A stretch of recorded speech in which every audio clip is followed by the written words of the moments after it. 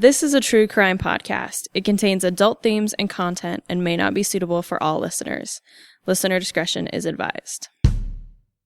You lost all constitutional rights the moment you walked through that door. When the judge sat down there, I sentenced you to 10 years at the Idaho State Penitentiary. You walked in that door, you was a number. And the inmates understood that. If you're out there, there would pass the period to be in here, just lay down and do it. Those inmates that were here in the institution during an execution, it had an impression on them that maybe was still with them to some extent. Maybe they don't think about it anymore, but it had an impression on them, I'm sure. They wouldn't let me out until I get back to stuff. 7 months later, I give it back to them. That was one of the problems we ran into. Is you had 5 or 6 guys that were sitting in a place smoking and joking and drinking coffee. Pretty quick, they'd hatched a plan in there to get under your skin some way or try to figure a way out. Welcome, ladies and gentlemen, to another episode of Behind Gray Walls, a podcast about the old Idaho State Penitentiary and the men and women who were incarcerated there. My name's Anthony, and I'm talking to Skye down in Texas. Hi, how's it going? Hey, Skye. Happy almost Halloween. Sorry, I'm being extra spooky. I can't believe that it's almost Halloween. It feels like it's like still September. Well, and also it doesn't help that in Texas, it's supposed to be like 88 degrees Monday and Tuesday. And I don't like it. Yeah, not a fan. So that's why it feels like it's still September. But yeah. So This is exactly a week before Halloween. This is the 24th. 24th. And yeah, here in Boise, it's just rainy and wet, and all the leaves in my backyard are just sopping wet. I don't know when I'm going to rake them all up. I found a professor. She's from Pennsylvania, and so most everyone in my cohort is from Texas, and so they're like, yeah, this is just Texas, and I'm like, I hate it so much. And so anytime I can find someone who's like not from the South, I'm like, do you miss fall? I miss fall so much. Please tell me about how much you miss fall so I don't feel so weird. And she's just like, I miss fall. So, it's fine. Well, yeah, I love it. It's my favorite. I'm jealous. But, yeah. Well, should we maybe get a little spooky and creepy and gruesome just in time for the big day? Yes, I believe we should. So, today I am starting with the story of a man named Henry Capps, number 487. And my sources were the Idaho Statesman, of course, newspapers.com, Ancestry.com, Library of Congress Chronicling America, a Wikipedia article on William Borah, and an article about the history of Meridian on meridiancity.org. Now, Henry Capps was born in the Jefferson Boone Township in Arkansas to a large farming family in 1860. He appeared in the census that year as a 2-month-old baby, and he was the youngest of 10 children born to Robert and Elvira Capps. And I was like, Elvira, that's the coolest. Yeah. That's a spooky name. I knew that this was going to be perfectly spooky when I found that. So the family was Baptist, and they regularly attended church, and Henry only had 1 year of schooling, but learned to read and write in his childhood. Now, I don't know much about his early childhood other than being a farm boy, but I found that on September 15th, 1887, at the age of 27, he married 17-year-old Dora M. Leonard in Johnson, Texas. And she was from Missouri, and she had been born there in 1870. Then, from there, I don't really know much until the 1890s when Henry and his family came to Idaho and began renting some land near Meridian from a man named William A. Ohnweiler. Now, Meridian is just west of Boise and is considered Idaho's fastest growing city and one of the fastest growing cities in the whole United States. It's a really cool town. I kind of grew up in and around it. And there's actually a walking tour app and tons of history on their website, meridiancity.org. So if you're interested in checking it out, go there. You can download the app and do a walking tour of this town. It has these great historic photos and little stories. And I want to thank the Meridian History Center and historian Leela Hill for all the great research on that town that I'm sharing right here. Meridian was actually named Meridian because it was located on the Boise Survey Meridian line. You remember when I talked about going to Initial Point earlier this year? Mm-hmm. That place where all Idaho's surveying began, and it's kind of on this hill, this little mound in the middle of the desert in Kuna. Meridian actually lines up directly north of Initial Point along the Meridian line. So that's where it gets that name. There you go. I always wondered that. Yeah. I was like, oh, that explains so much. And I pulled it up on Google Maps and was like, wow, perfect line. That makes sense. The town was actually originally called Hunter, but early settlers Christian and Eliza Zenger, who filed the first homestead grant in 1893, they actually filed a plat and changed the name to Meridian that year. And when the Capps family arrived, Meridian was developing into this small, little growing community of farmers and dairymen. The Onweilers owned a large swath of farm and pasture land and most likely rented a lot of this land to a bunch of different families that were flocking west. William Onweiler actually raised cattle and probably dairy cows, whom he regularly walked out to the pastures to feed. Now, anyone who knows about Meridian kind of knows how important dairy is to the city. A creamery was actually built in 1897, and Meridian became the primary dairy in the state, which is still celebrated today with the annual Dairy Days event held the third full weekend of June each year. Did you ever go to that as a kid? I didn't really go as a kid, which is surprising because I spent 20 years of my life there.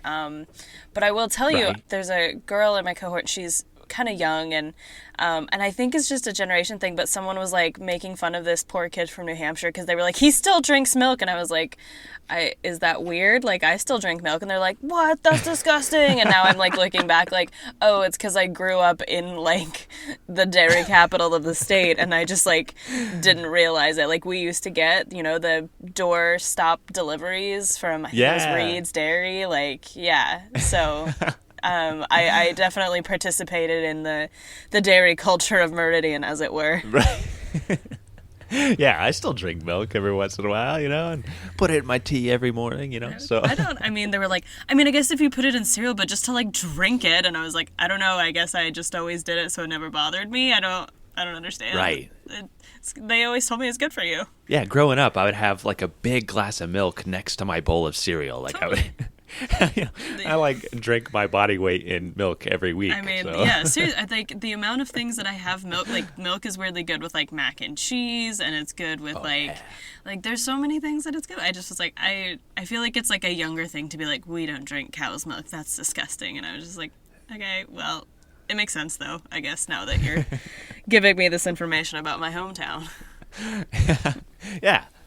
I used to love to go to Dairy Days. We'd go every year, and I just remember, finding all the ice cream spots and getting the free ice cream. And do you know what I do remember about? And this is actually technically it's in Meridian or in Nampa, I should say, but the cheese factory that was out right off I think is the Karcher exit, and you could get squeaky cheese. Oh my gosh! Oh my gosh! I was obsessed with that squeaky cheese when I was a kid. I still think about it sometimes. Oh right! I've had it since. There's something about it as a kid. It's it's so good, but as an adult, and it's just cheese. I think curds. It's just cheese curds, yeah. But there's something magical about it, seeing it being processed, that little overhang. Yeah. Totally. Oh man. Totally. It just tastes different. I think it's also just as a kid your taste palette is so unrefined that you're just yes, let me pop this entire hunk of cheese into my mouth. I still kind of, I eat my body weight in cheese every week too now. So. Fair enough. That's the thing is I have lost that dairy edge. I'll use cheese if it's necessary, but when my dad used to just carve off blocks of cheddar cheese and just give it to us, and now I'd be no, I'm good. I don't know. Just I guess when you grow up in a dairy town. Oh, Meridian, it's great. Everybody should check it out. It's so good. Meridian. This concludes our little section. Sorry, we went on a bit of a dairy tangent, which is the first time I've ever said that together. Those two words together. I think that should just be a new portion of the podcast. Just and this week on Dairy Tangent, what's up with blue cheese? Gorgonzola. All right. Anyway, so back on track. Besides dairies, Meridian also had a large orchard, and it was a main hub for dried fruit and fruit packaging businesses sending fruit throughout the country. It was incorporated as a village in 1903 and finally incorporated as a city in 1941. But this whole story kind of is during the middle 1890s, and Meridian is just developing. And things were going really well for Henry, the Capps family. He liked his landlord, William Ownweiler, and he was establishing himself in this little village. But things started to go south when William began to bring his cattle onto Henry's rented pasture. On several occasions, Henry rushed the cattle off and told William that this is my pasture that I'm renting. You can't bring your cattle onto this pasture. I'm using it. He was getting upset, telling him, no, get your stuff out of here. I know it's your land, but I'm renting it, and I don't want your cattle on it. This all comes to a head on October 25th, 1895. On that date, Henry, using a shovel, was working on the road near the entrance of his place when William rode up on horseback with his cattle in tow once again. And he was also carrying a shovel over his shoulder that he was working on the irrigation ditches with. Now, without saying a word, William hopped off the horse, and he passed Henry and began opening the gate to Henry's rented pasture to drive the cattle back inside. Henry told William, "Don't touch that gate." But William ignored him. Henry approached his landlord, and witnesses described two different events that occurred next. In the first one, landlord William actually pulled a pistol out of his pocket and pointed it at Henry. Henry swung his shovel in self-defense and hit William across the face, and William dropped the pistol and collapsed. In the other story, Henry struck William first from behind as William reached for the latch on the gate. Then, as William turned, he struck him again near his right temple. And when William dropped, Henry bent down and reached into William's pocket and pulled out the pistol. Regardless, after being struck by the shovel, William fell, quote, like an ox, face downward, end quote. Henry ran to his house and grabbed a camphor to revive his landlord, but it was too late. These two farmers witnessed the attack nearby and rushed over. They actually heard as Henry swung the first time, he struck the shovel that William had been holding, and then he struck him the second time. Henry actually handed William's revolver to one of these farmers that rushed over, and they attempted to carry William to his home, and while they carried him, he vomited blood before taking his final breath. Oof. He was dead, and Henry immediately turned himself in to the constable and expressed deep regret for his action that he professed was entirely in self-defense. The trial that followed was over the two witnessed accounts. Did William pull the revolver on Henry, or did Henry pull the revolver out of unconscious William's pocket after he struck him with the shovel? Future Idaho Senator William Borah actually served for the state prosecution against Henry Capps.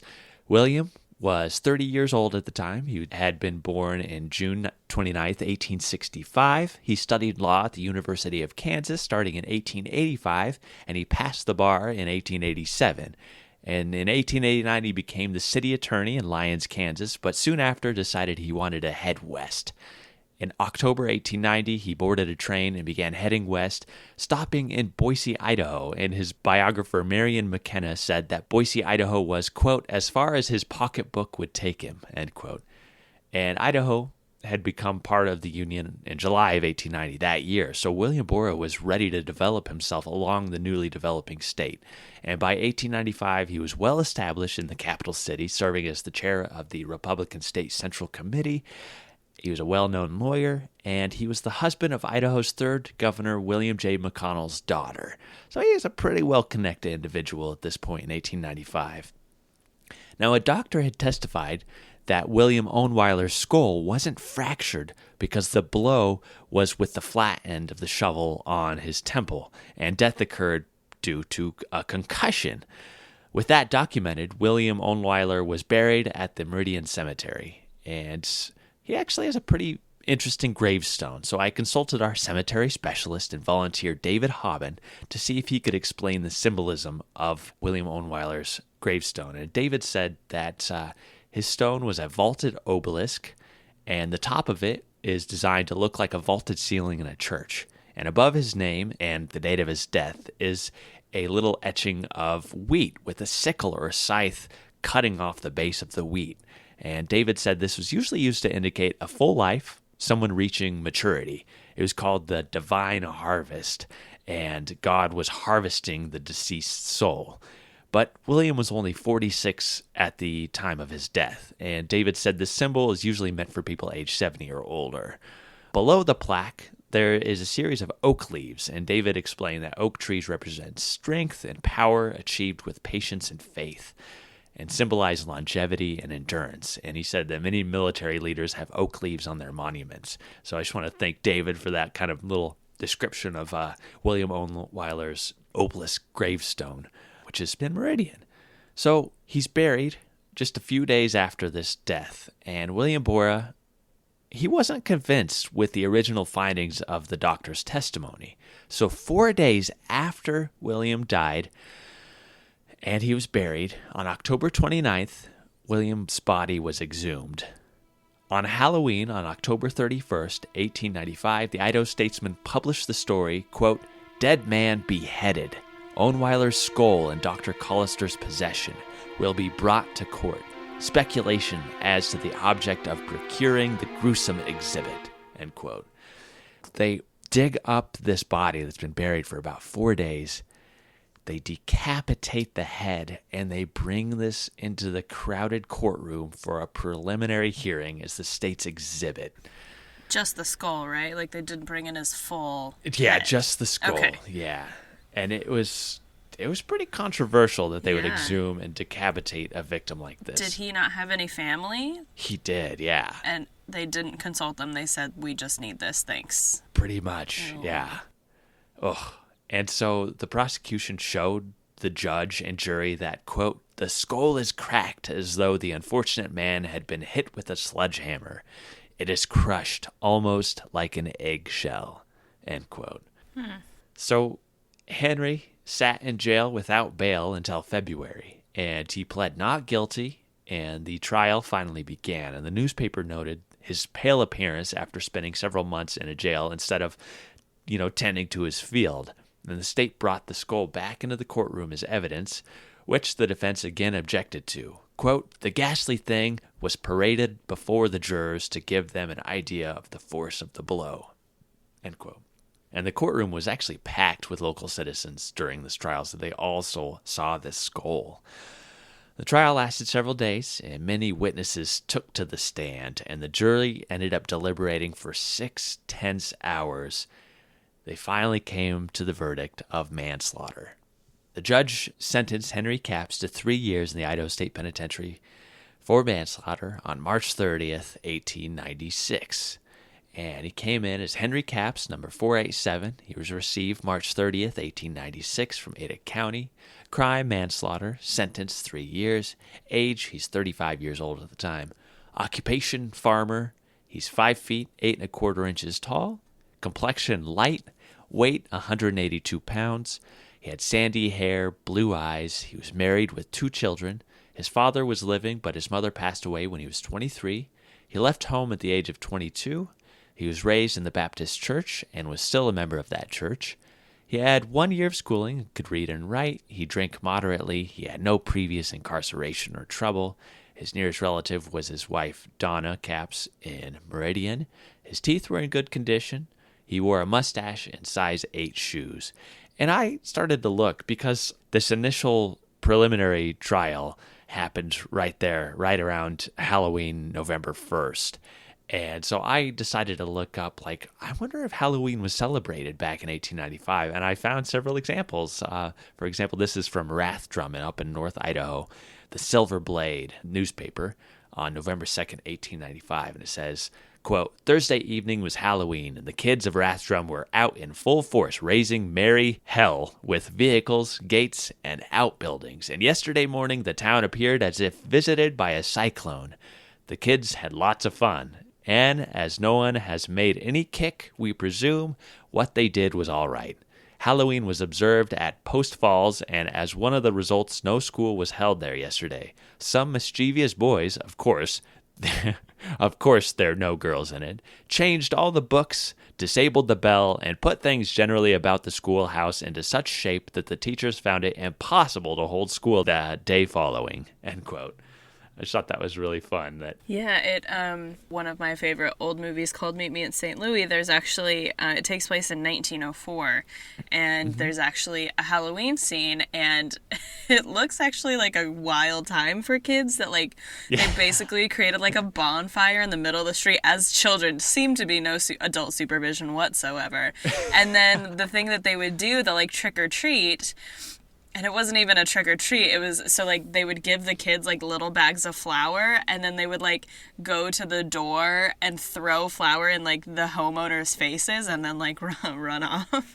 Oh my god! And so like the main character of the scene is this like little. I think she's supposed to be like 7 or 8, and like she's like trying to get in to like be with the like little kid gang, but they keep being like, "You're too little, you can't do it," and so they like dare her to go do it to like the scariest guy on the block, and she does. And so just like watching that is just like, it's so interesting to see how much has changed, but that like, you know, there still were celebrations, and you know how much holidays have shifted to you know what they are in modern day and where they started. And yeah, it was all about, you know, tricks and trick or treat sort of things, and right. Yeah.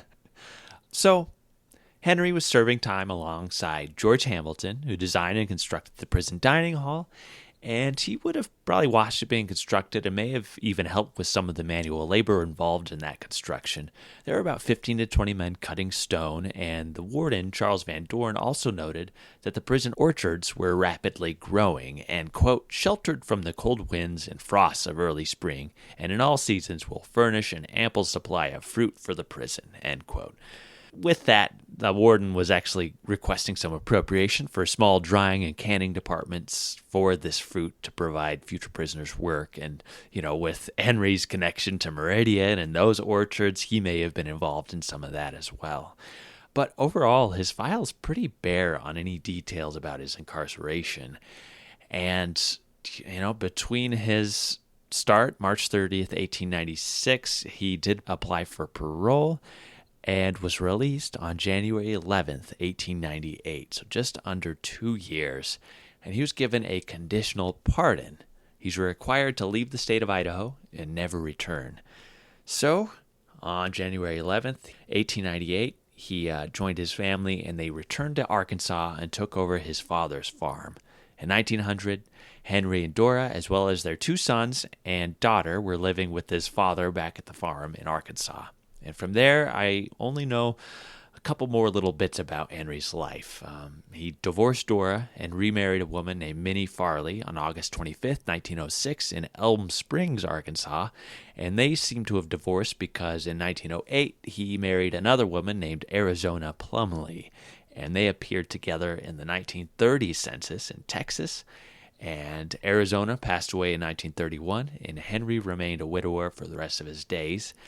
He moved about 4 miles west and a mile south of Beggs, Texas, and died at the age of 74 on May 11th, 1934, from what the newspaper described as acute indigestion. You know, the spooky part about this whole crime is just this skull being paraded through the Ada County Courthouse of this recently buried man. And Ohnweiler, I mean, he was a big name in early Meridian history. So, and if you come to any of our events this week at the Old Pen, we are having late night events Wednesday, Thursday, Friday, and Saturday from 6 p.m. to midnight. If you come on Thursday or Saturday, you may hear this and other stories told by some of our guides. So, yeah, short and sweet. So yeah, that is definitely. Henry Capps, number 487. In 2021, the Idaho State Historical Society is celebrating 140 years of service to Idahoans as the trusted source in protecting Idaho's historical places and artifacts and sharing its stories. As a part of the commemoration, the Old Idaho Penitentiary is committed to bringing you 140 unique stories about the people who worked, lived, and served time at the site through this podcast and the events and programs scheduled throughout the year. The Capturing 140 storytelling program offers a unique glimpse at lives filled with hope and despair and the enduring triumphs and tragedies at Idaho's only penitentiary from 1872 to 1973. Stay tuned. Oh, I remember them telling about the women that escaped. They had a plank and they nailed some slats on it and put it up to the wall. There were 2 or 3 of them got out and got away. They had 2 or 3 murders, women in for murder in there. And this one used to go by the name of Tarzan. They named her Tarzan. But they all got back. All right, Skye. I believe you have a very fascinating story and very spooky and gruesome story for us today. Yes, definitely. If you listen to some of these with your kids, I would certainly vet this one.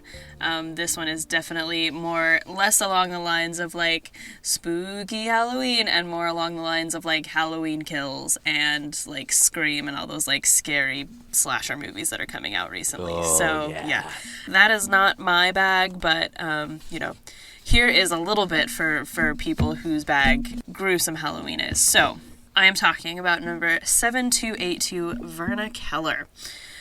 So, sources are her inmate file, Idaho Daily Statesman articles, articles from newspaper.com, ancestry.com records, sandpointidaho.gov, kalispelltribe.com, an article titled Then and Now, Farragut Naval Training Station on thespokesman.com, which was formerly called the Spokesman Review, and then just like statistics from Wikipedia. So, Verna Keller was born Verna Belle Delphine Norton in Belfry, Montana on August 25th, 1930 to Tris Norton and Emily Eckerd Norton.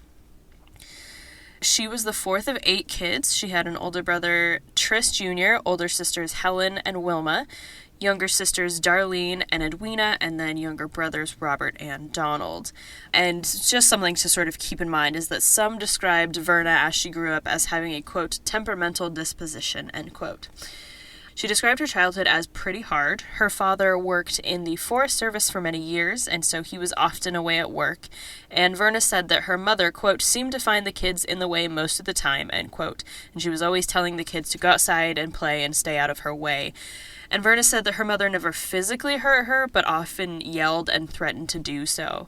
She said that she didn't feel particularly close to either parent, that she admired and respected her father, but, quote, hasn't much respect or liking for her mother, end quote. She said she had a fairly close relationship with her siblings, had, quote, the usual rivalries, perhaps more than the normal amount of quarrels and squabbles, but nothing really serious, end quote. So she started to leave home around 14 years old, perhaps to get attention from her parents. Maybe she felt part of the reason, I believe she says, is because she felt particularly neglected by her mother. She said that she would come back after running away, and her mother would never say anything about it, even if she had been gone for several days. And so I think that didn't help the issues at all. So she kind of said, well, like, clearly my mom doesn't care, so I'm going to keep doing it. So she started skipping school, staying out late at night. She said part of the reason she started skipping school was because she was somewhat embarrassed to go to school, quote, because she did not have the clothes the other girls had, which clothes her mother wouldn't buy her because she said she couldn't afford to buy them for her, end quote. Authorities sort of described her as, quote, well-developed for her age, end quote, and so because of that, I think she was bigger and taller than her contemporaries at the time. She's actually a pretty average size woman once she gets older, but she was sort of inclined to expect others to comply to her wishes because she was like a little bit bigger. And so because of all of these things kind of combined, her family had moved to Sandpoint, Idaho at some point. I couldn't find when they'd moved from Montana to Idaho. And so she was actually sent to the Idaho State Industrial School as a quote-unquote delinquent on May 29th, 1945. And she was at the industrial school for about 15 months and finished the 8th grade there. She returned to her parents' home in late 1946, but she said she left her parents pretty soon after she got back, and then would kind of stay with her parents on and off for the next 6 months. She finished 9th grade and dropped out after 2 weeks of 10th grade. She actually didn't even have that much of an employment history by the time she was incarcerated. She had done some housework, had a brief job sorting clothes in a laundry in Chico, California in February 1947. I couldn't figure out why she was in Chico, California, but she was also arrested in Marysville, California in March 1947 for vagrancy under the name Verna Hoffpanier. It seems like she was maybe given either a suspended sentence or probation, because actually a few days later she was rearrested for the violation of the same charge. But she was discharged even from this violation, perhaps on the condition that she leave the state of California. So regardless of all of this trouble, personally, Verna was a bit of a tomboy who liked to dance, swim, ice skate, ski, ride motorcycles, and was interested in sort of the major sports at the time. She had the nickname Tarzan, but I'm not completely sure why. The only thing I can think of is like maybe she liked to sort of be active and be outside. No document ever says why she was called Tarzan, but even official records will like call her Tarzan instead of Verna. So I think this was a very common nickname for her. Do you know like the history of Tarzan, like when Tarzan first appears in popular culture?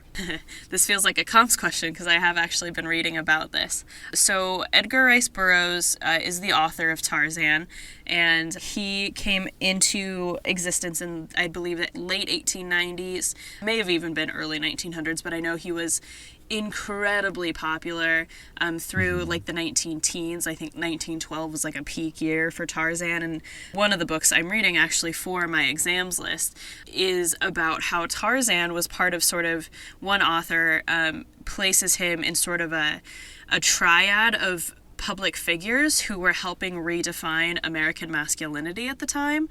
And so he was with a strong man named Eugene Sandow. So he was like a sort of the first strong man who really started to promote, like, you know, working out and becoming muscular. And then the other figure actually was Harry Houdini, because at the time, according to historians, masculinity was sort of in crisis, that there was this shift from sort of the era of men who the true man sort of was self-restrained and not timid by any means, but it wasn't about physical prowess. It was about like skill and intellectualism.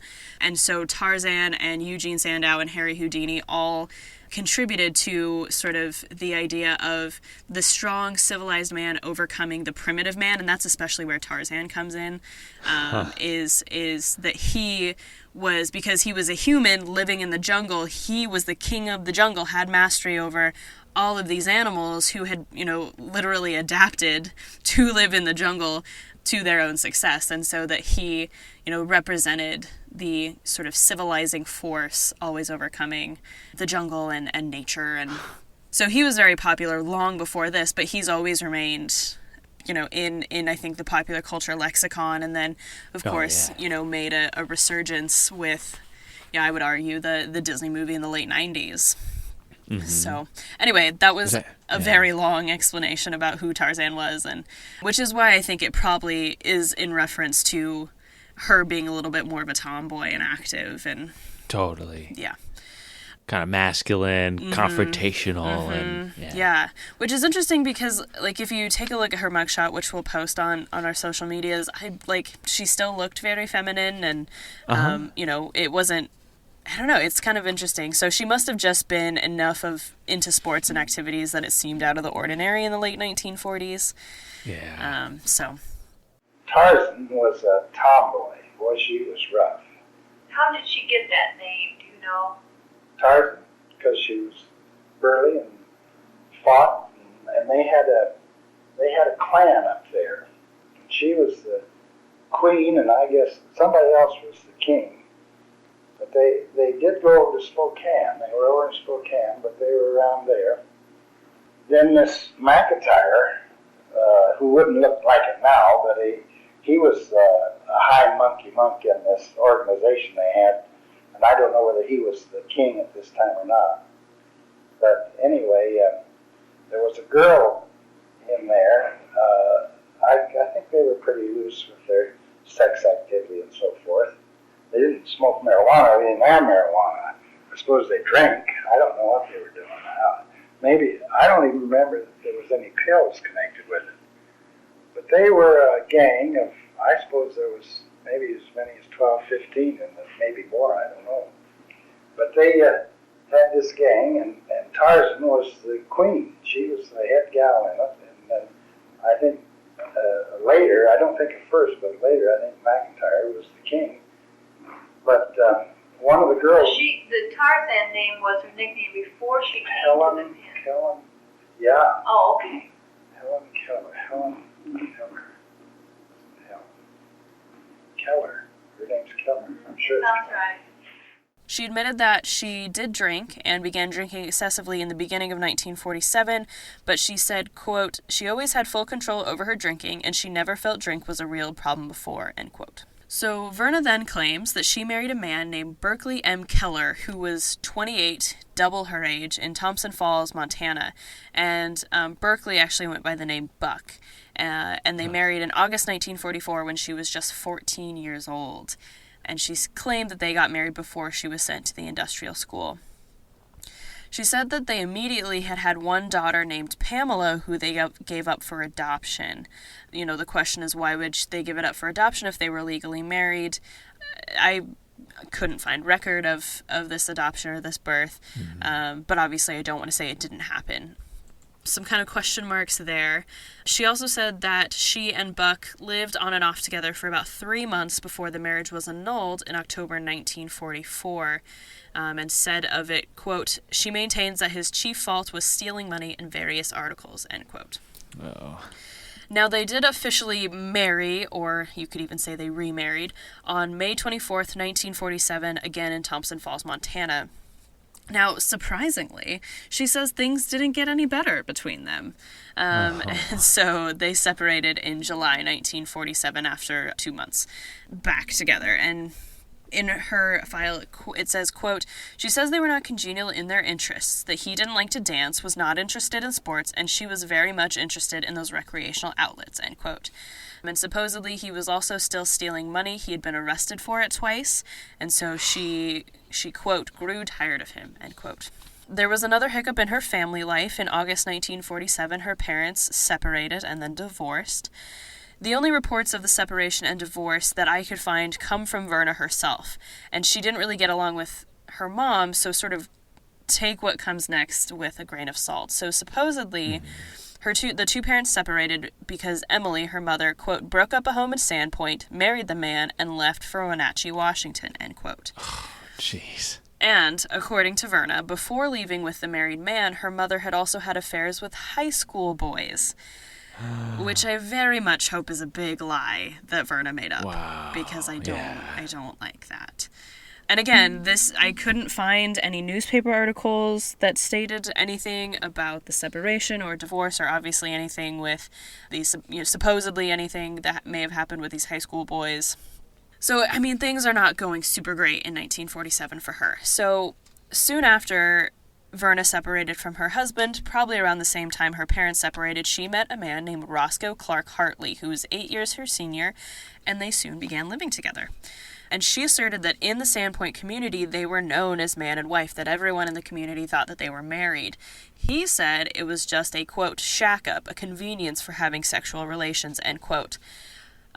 She didn't agree. She, unfortunately, thought that she loved him. And you will see why it's unfortunate that she thought that in just a little bit. I covered Sandpoint history in Season 5, Episode 3, and that was pretty recently, so I'll just give a brief recap. So, prior to European settlement, the area was home to the Kalispel tribe of natives, and it's believed that the Kalispel people came south from British Columbia after the Blackfoot people pushed them from the Great Plains to Lake Pend Oreille.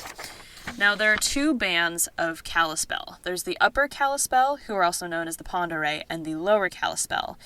The upper band was forced onto the Flathead Reservation in Montana, while the lower band were able to stay on their homelands in Washington state. In 1872, the Kalispel tribe refused to sign a treaty with the U.S. government, and unfortunately by 1875, the tribal population had shrunk to only 395 people. Between 1880 and 1910, more and more white settlers moved into Kalispel territory, and the tribe could do nothing about it. Many settlers filed claims under the Homestead Act, claiming they were quote-unquote legally gaining the right to the land when it, of course, rightfully belonged to the tribe. Then in 1914, the Kalispel were placed on a reservation in eastern Washington, only about 4,557 acres of land. And most of the land was unsuitable for agricultural development, so they had to develop other ways to, quote, create opportunities for tribal members, end quote. So this is according to the Kalispel tribe website. Quote, Kalispel members remained trapped in a subsistence environment. In 1965, only a couple of homes on the reservation had running water, and there was only one telephone for the tribe. The average annual income for a tribal member was approximately $1,400, end quote. Which is bleak, and of course this is unfortunately something that we see very often. So I do want to read this statement from the Kalispel tribe website because I think it is really important to sort of read their own words. So it says, quote, while the past 2 centuries of the Kalispel people's existence have been difficult in many ways, we realize that 200 years is the blink of an eye in Kalispel history. Our present and future are hopeful, not only for our tribe, but for non-tribal community members as well. Our land and our ancestors mean everything to us. They have always sustained us, and today, in new ways, they will continue to sustain us into the future. The foundation of our hospitality is nourishing and giving. Our strength is cordial and honorable. Gratitude and respect are expressed for the prosperity we share. In the future, we hope for a wonderful life, end quote. Oh. A Northwest Company fur trader named David Thompson was one of the first settlers to establish relationship with tribes and establish the fur trading in the area in 1809. Then Northern Pacific Railroad surveyors arrived in the area around 1880. A small settlement named Pend Oreille opposite the present Sandpoint town popped up. Then, by 1882, the Northern Pacific Railroad began building a stretch of railroad between Montana and Pend Oreille, and so settlement grew, and then as settlement grew, the Pend Oreille name was changed to Sandpoint in 1898. Timber was the main industry in Sandpoint and Kootenai County. Farming became popular on cleared forest land, and these farms were called stump ranches because of the stumps that remained after they cut down the trees.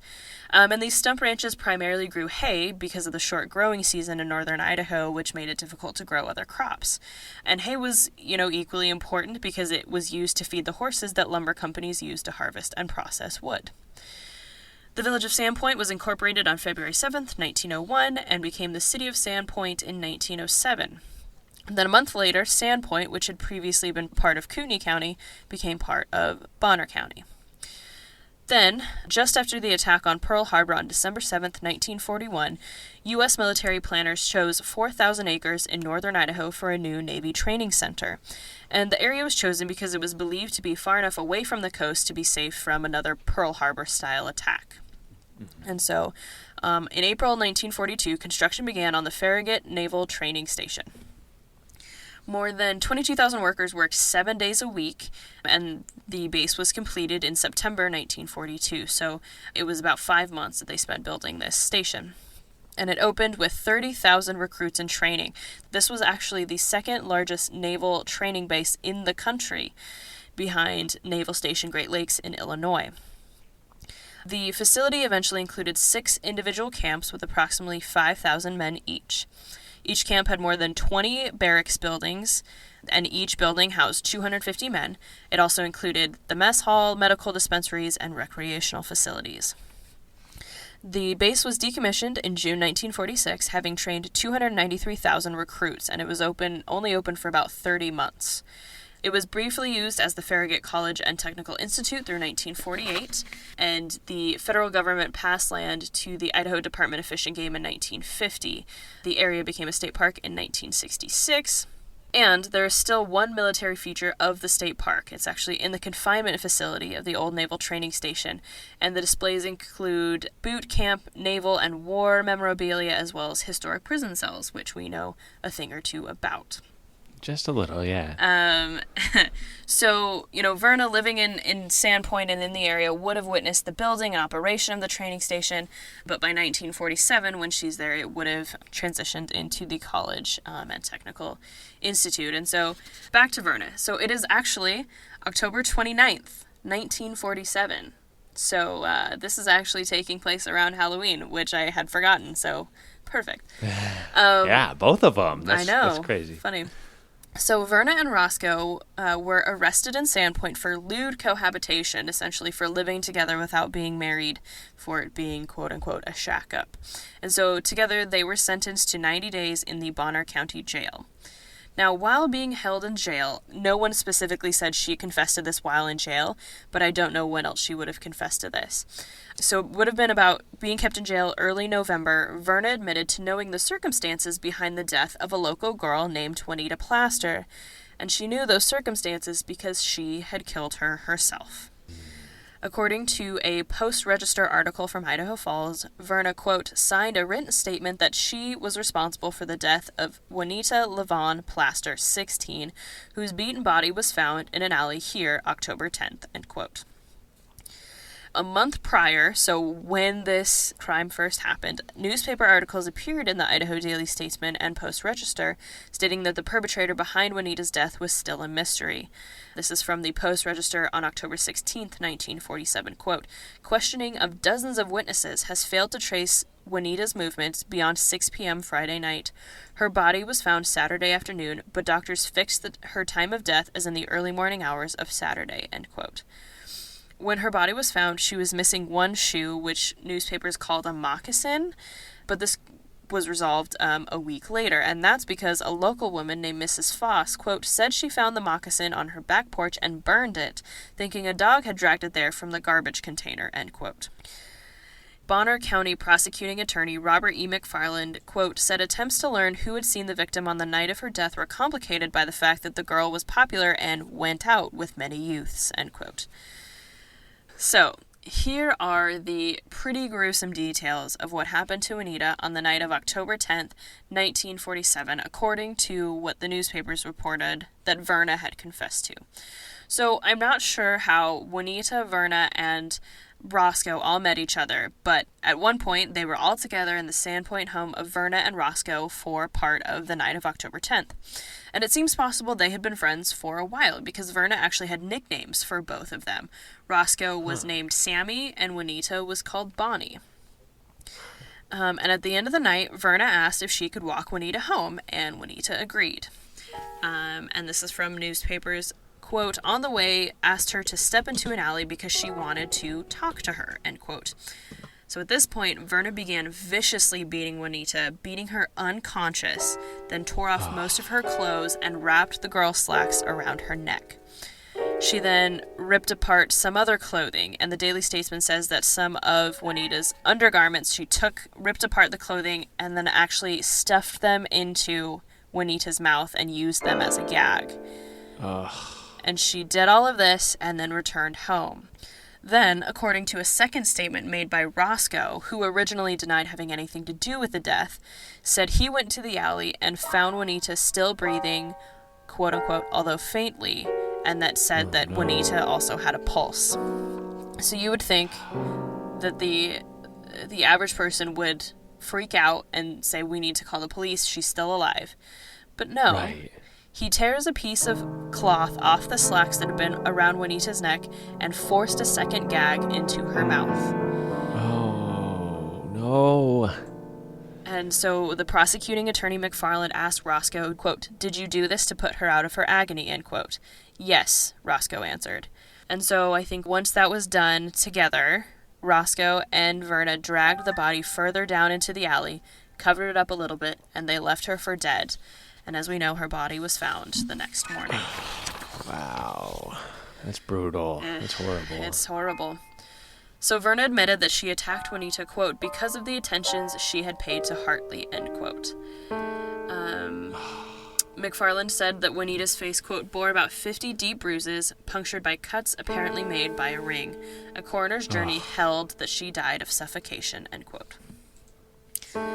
So just... That's horrible. It's brutal. Oh my gosh. Like jealousy and... Yeah. Ugh. All because supposedly this... I mean, of course, we don't have Juanita's side of the story where maybe she wasn't at all, and Verna just was sort of deeply jealous if she had this temperamental personality. Yeah. Jeez. So, the two of them actually left town 4 days after the murder, and they went to Ontario, Oregon, where her family was now living. And it was actually in Oregon that they were arrested for their lewd cohabitation charge and returned to Idaho to serve 90 days in the Bonner County Jail.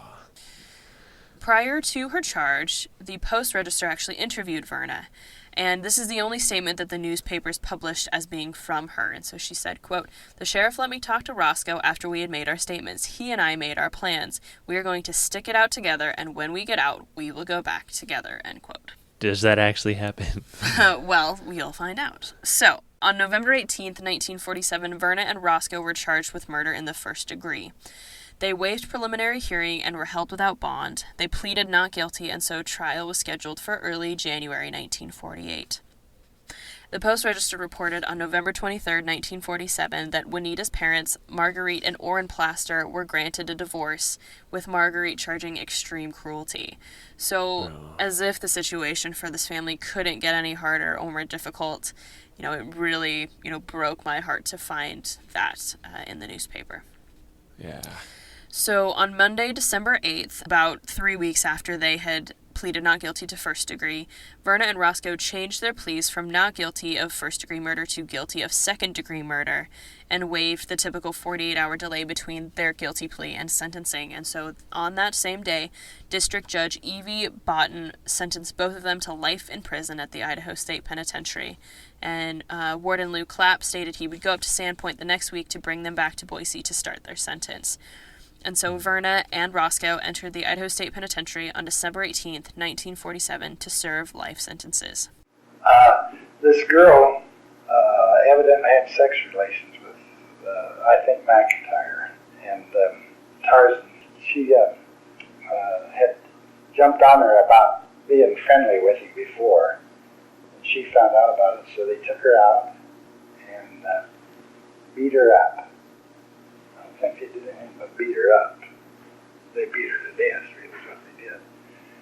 And they stuffed her in a trash can, which I think was a regular 50-gallon barrel, I think, but maybe that's what I kind of under the impression, in an alley. And there was, in the trial, I think there was some indication that she suffocated in that barrel. But she'd been beat up so badly that she couldn't get out of the barrel anyway. And so I think Tarzan got a life sentence on it. Maybe not, maybe. I think she got a life sentence. McIntyre got a second-degree murder on it because he helped her put her in the barrel. And I think he got maybe 24 years on second-degree murder, but I think she got a life sentence on first-degree murder, as I remember. And she came down here, and she ruled the roost over in the women's ward. So her intake form: Verna Norton Keller, number 7282, crime, murder in the second degree, plea of guilty, sentence, life. Born at Belfry, Montana on August 25th, 1930. Religion, Catholic. Race, white. Gender, female. She was 67 3/4 inches, so about 5'7", 158 pounds. She was just 17 years old when she came into the penitentiary. Her eyes were gray, her hair was red, and it seems almost like a dark red, almost like a brownish red almost. Her complexion was medium, and the only mark on her battalion is a vaccination scar. So when she entered, she was only one of 4 women. One was Athelyn Peterson, who was in for second-degree murder, and when we get to her, that's another horribly brutal one. There was Euletta Cunningham, who was in for grand larceny, and Ruth Haynes, who was in for forgery. Then 2 months after Verna comes in, another woman enters the penitentiary named Margaret Barney, and Margaret Barney was in for robbery. And these two, they're fairly close in age, if not in sort of temperament and personality, and so they become very good friends. Then on February 24th, 1948, so about 2 months after she had entered, Ward and Clapp received news from a lawyer in Montana that Berkeley M. Keller was suing Verna for divorce. So she was quickly a single woman. Now, just as is normal with the women's ward, Verna and the other woman worked outside in the gardens around the ward. And these women must not have been very closely supervised while they were out there, because Verna and Margaret found a long piece of timber and they began nailing pieces of kindling wood to it. And this starts to make kind of a makeshift ladder, and apparently no one seemed to notice. And I don't know if they were working under the guise of maybe making kindling wood for the cell house, because the wood they used actually came from a coal box that they had pulled apart. So I don't know how they got away with this, but they're starting to make this makeshift ladder. And just before 6 a.m. on April 6, 1948, 2 months after Margaret entered and 4 months after Verna entered, officials went into the women's ward and discovered that the 2 women were missing. And a note remained in their place addressed to the 4 remaining women. Quote, "You girls thought we were kidding, but we had it all planned. I'm going to see my mother. We will be back soon." End quote. And the word soon is actually underlined. And so this seems to indicate that the 2 of them were bragging, that they had sort of almost talked to these girls and were we're going to escape, and everyone else is yeah, okay, let me know how that goes. Right. So no one believed him, and so they did it. Obviously this is going to cause massive amounts of chaos. So 2 hours later at 8 a.m., Ward and Lou Clapp received a telephone call from Payette, Idaho, and it was the girls on the other side of the line. And they basically said, "We're in Ontario, Oregon, come and get us." They gave themselves up. And so here's the story of their escape. That as they put together their makeshift ladder, they also began working on the bars over a window in what the Daily Statesman calls the quote-unquote ancient cell house. It was only 30 years old at the time, but they started working sort of sawing away at the bars over a window, and that seems to indicate that they probably shared a cell. But we do know that authorities, they locked sort of that larger area of the women's ward around 4, but they didn't lock them into their cells until 9 p.m. And so their presence would have been noticed before 6 a.m. if they had escaped before they were locked in their cells, if that makes sense. So it seems to indicate that basically in the hours they were locked inside the cell, they were working on the bars in the window in their cell, rather than in one, of a common area or something. So finally, they managed to chip one of the bars loose from the concrete windowsill and managed to escape out into the yard, which I don't know how they did. How in the world this one bar made enough space for each of them? I think Margaret was a little bit smaller than Verna was. Because she's about my height and weight, and I can't imagine trying to squeeze through one of those windows in the women's ward without the bars, much less with at least one bar still attached. So I feel like with desperation, you're able to do a lot more. Yeah. So finally, they get out in the yard, they grab their makeshift ladder, they leaned it against the wall, and they climbed to the top. Now you may be wondering where the guards are. Well, there was a guard who roamed the grounds at night, and so they knew this, and they watched him, quote, "from atop the wall until he went around another building before jumping down to the ground outside the walls," end quote. So then they hiked 2 miles from the state penitentiary into the city of Boise, where they hitched a ride with a man for several miles. After they were dropped off, they hitched another ride with 2 other men, and with these men, they stopped in Caldwell to eat at a cafe, and then they had the men drop them off in Ontario. And while in Ontario, they visit Verna's mother, who I imagine was like, "Sorry, what are you doing here? Who is this person? You are supposed to be in prison." And so, understandably, she encourages them to give themselves up and return to prison. And they decide, all right, that's what we're going to do. So they hitch a ride from Ontario to Payette, Idaho, where they placed the phone call to Ward and Clapp.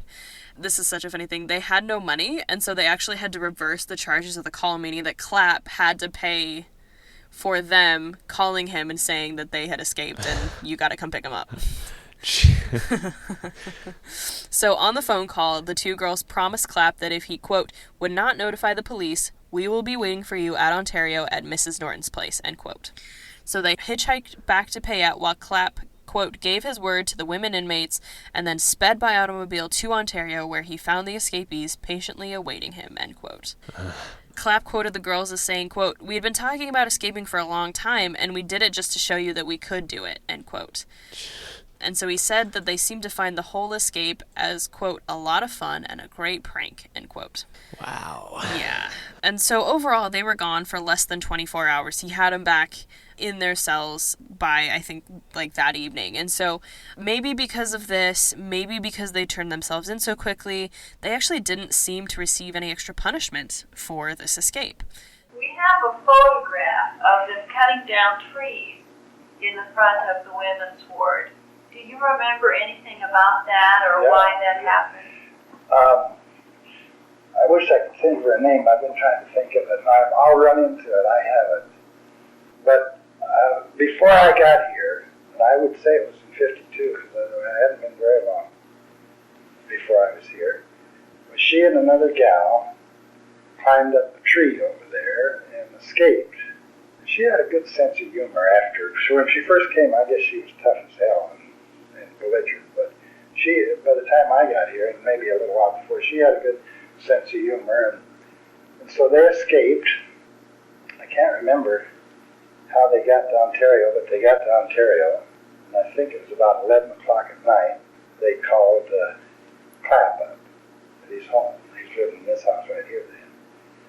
And wanted to know if he was looking for them. He wanted to know where they were and whatnot. I don't think they told him, but they called him back on the telephone or something. I guess they were remorseful or sorry that they escaped and they didn't know what to do. But anyway, they agreed on the phone that he would come. He was coming right down to get them. And I've heard this story 100 times that he drove from here to Ontario in 33 minutes or something. And that's before we had the freeway, you know. But anyway, he got down and picked him up and brought him back. So Clapp picked him up. He picked him up himself. I don't think he had any way. So the trees were... Well, the next day, now they brought the girls right back to the penitentiary, and they were never prosecuted for escape. And so the next day, they made quite a ceremony about going over, and Clapp cut the goddamn tree down. There wasn't anybody else could have used it to climb over the wall with.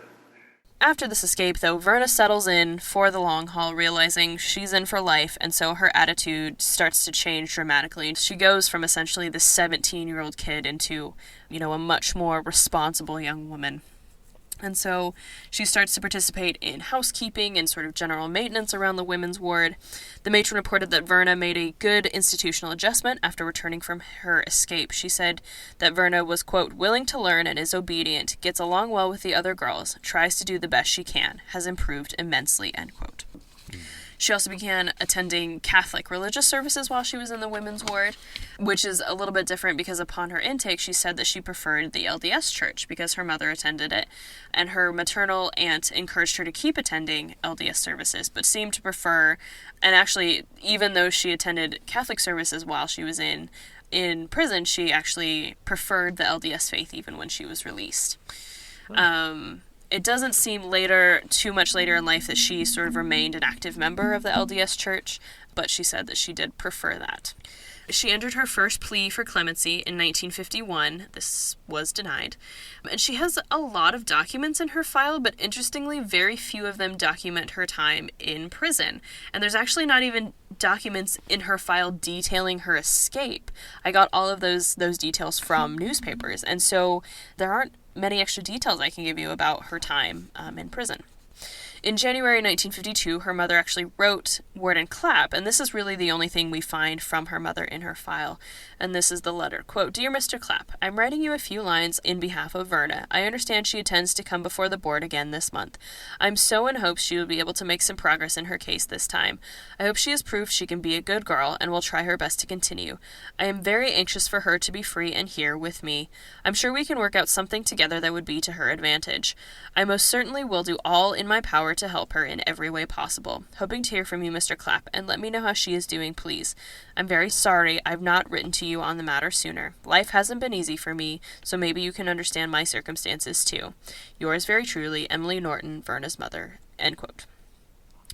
Now, Clapp did write back. He let Emily know that Verna's case was denied for clemency in January 1952, adding briefly, quote, she is getting along very nicely, end quote. Now, when Verna was asked if she had any friends or family who could help her when she was released, she did list her mother, Emily Norton, in Washington State. And this is really interesting because we know she didn't like her mother growing up and didn't seem to have a high opinion of her. Is this a case of Emily does seem to be taking an interest in Verna? Did her escape? Did her mother sit her down and have a real talk with her that changed her mind? Is she just getting older and sort of getting out of that teenage rebellion phase? I'm not really sure, but she does seem to acknowledge that her mother is willing to help her and seems to be willing to take that help. In the same document that she stated that her mother would be someone who could help, she asked for a final release, and she was asked to state the reason why she was asking for a final release, and she said, quote, "I would like to have a final release, so as soon as my father is found, I can go to him," end quote. Unfortunately, don't know the circumstances behind this, that if her father disappeared, if she just hadn't heard from him since she was arrested.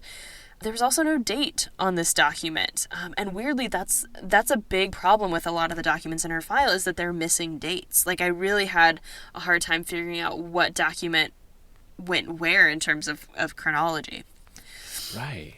So, Interesting. yeah, I don't know, like, where her father went. As far as I think he, we lose track because, again, when I was doing this research, that 1950 census wasn't up yet, and so I lost track of him after the 40s when he was still with the family. So beginning at the end of 1952, at the beginning of 1953, someone in the Sandpoint community rallied a group of citizens to write the warden on Verna's behalf. And so she, in her file, has 10 different letters written from various community members, including one of her sisters. They're basically all form letters, though they all sort of vary in specifics. They basically say that they believe she served her debt to society. Can't you please have mercy? They'll take her into her home if they release her. She is not released, but these letters may have done some good because on April 7th, 1953, after almost 5.5 years, her sentence was commuted from life to 25 years. About a month later, in May 1953, she began to not feel very well, and authorities described her as, quote, very pale and worn, end quote. On May 20th, she was taken to St. Alphonsus and diagnosed with an appendectomy and came back to the prison 2 days later after having surgery to repair that. In 53, she was having female trouble, and she was out of here sometime. I can't remember. I think after I came in 53 that they took her downtown for a female operation. And her whole attitude and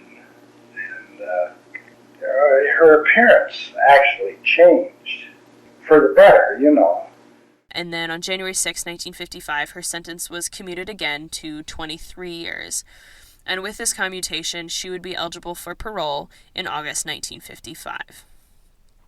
While she was in prison, her great-aunt Minnie Peterson in Howell, Wyoming, took an interest in her, and this is from a letter from January 1954 to H.P. Fales, who was the secretary on the Board of Corrections, and Minnie Peterson wrote, quote, "I received a letter yesterday saying she was losing the sight in one eye.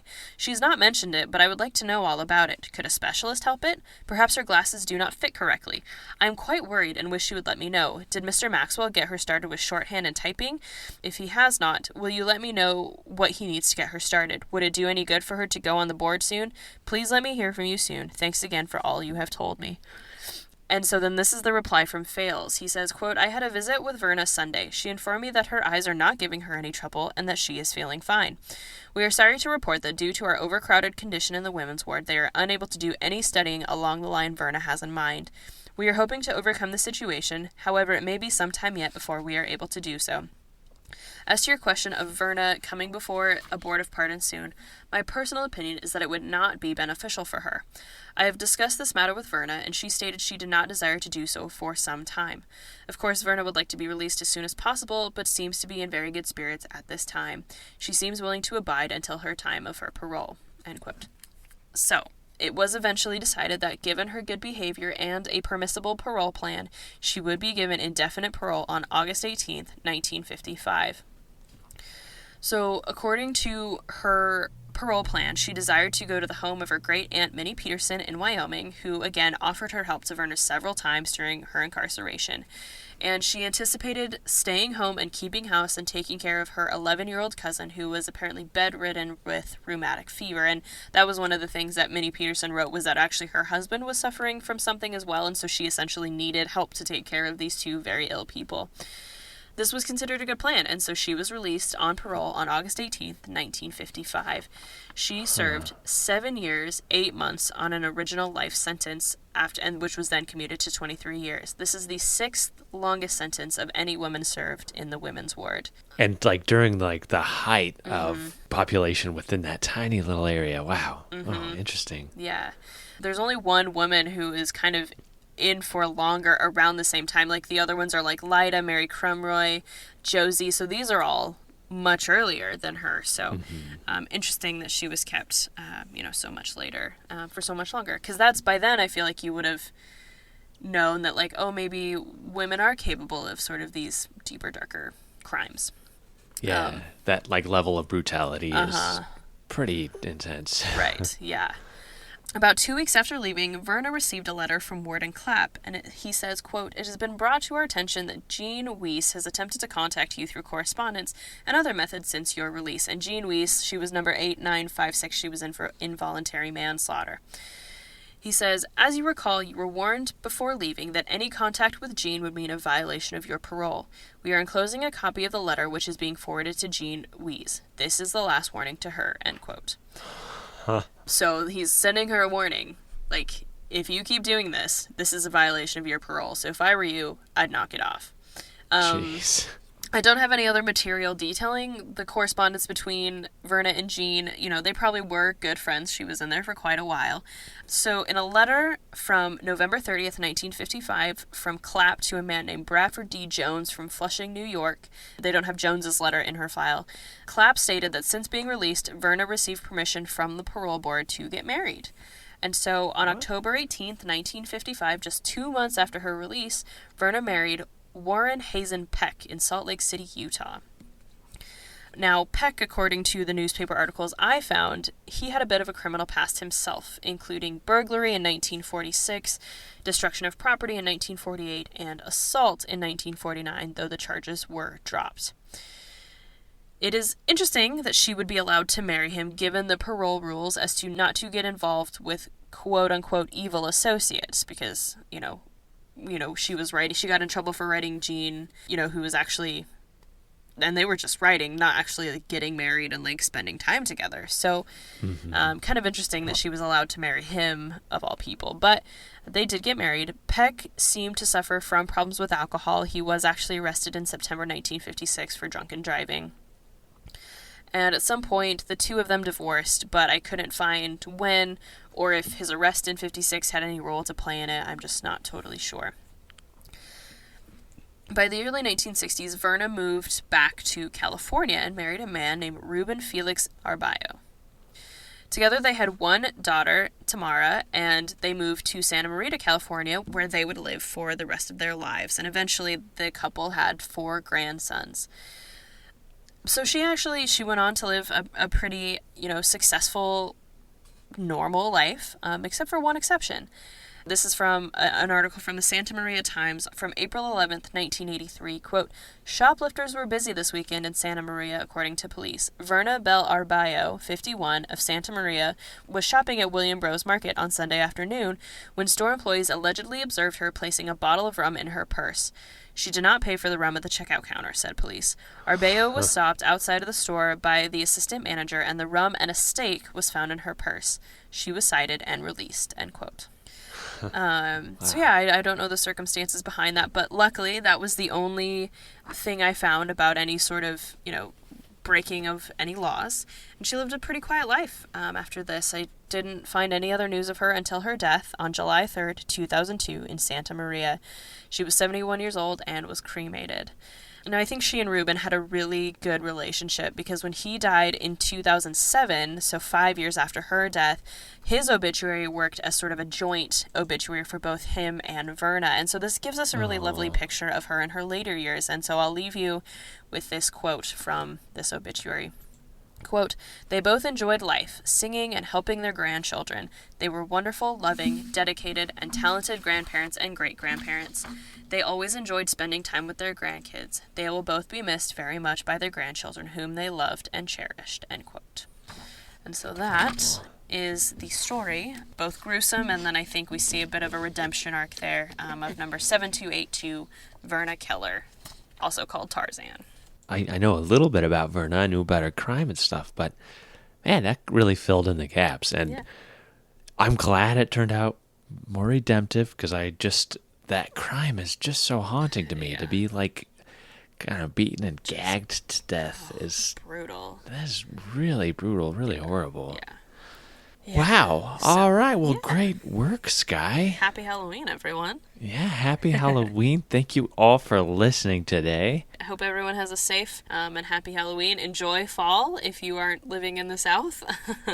And, I guess we'll probably need to take another break just to sort of get over especially you, with how busy Halloween is for you guys out there. So we might need to take a little bit of a break, but we will be back to finish the season. We've got some good stories coming down the pipe. Yeah, we'll see ya in November. I've got a couple more Stool Pigeon Saturdays to fill the gap over the next couple of weeks. But everybody, enjoy your falls and enjoy Halloween. Be safe. We will talk to you soon. Come to our events at the Old Pen if you have nothing planned over the next week. And do your own time. And do your own number. We'll talk to you later. Happy Halloween.